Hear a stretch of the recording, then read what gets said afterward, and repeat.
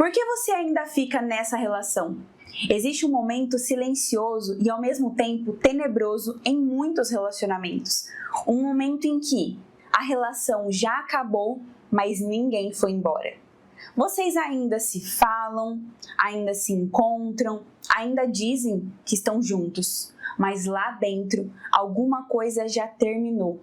Então a pergunta que paira no ar é: por que você ainda fica nessa relação? Hoje eu quero conversar sobre uma realidade muito comum. Por que algumas mulheres permanecem em relações que emocionalmente já acabaram há muito tempo?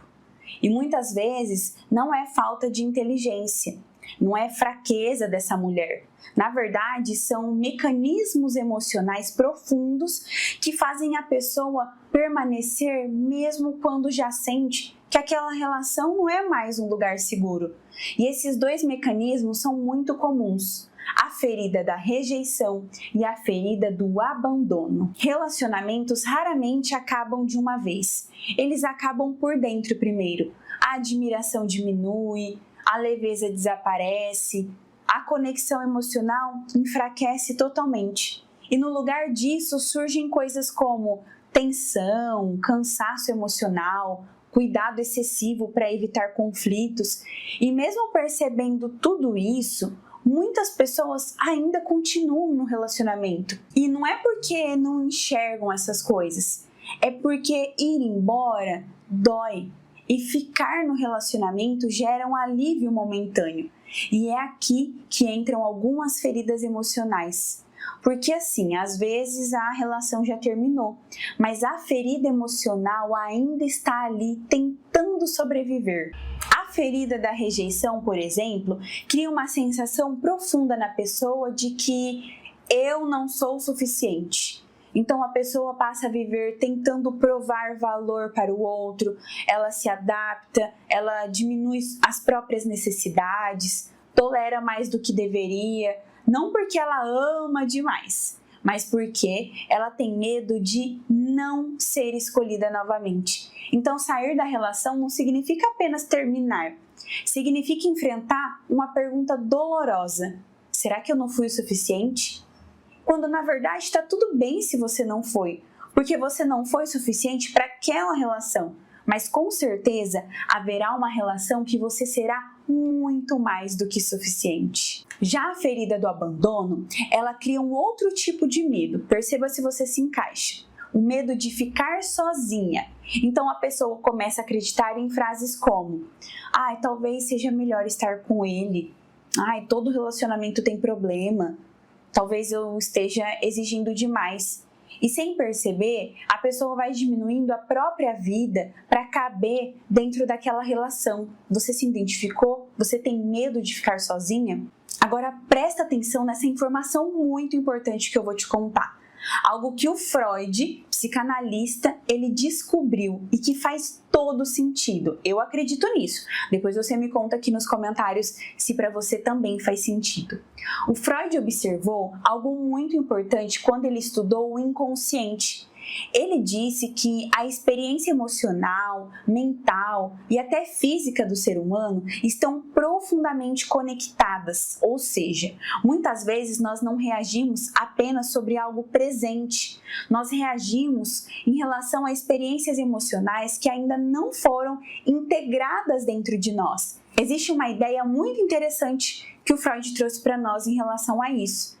Ele traz a ideia de que quando uma experiência é vivida com culpa, medo, julgamento, a pessoa ela tende a recriar circunstâncias que façam ela reviver aquilo novamente. Não porque ela quer sofrer, mas porque o inconsciente tenta resolver aquilo que ainda não foi compreendido. E eu vou explicar agora para você entender mais ou menos o que o Freud disse. É como se você sofresse um trauma, como por exemplo uma traição, uma rejeição. E ao invés de você ressignificar aquilo, de você trazer clareza para isso, você na verdade sente culpa por você ter feito tal coisa ou não ter feito, você se julga, você vive com medo.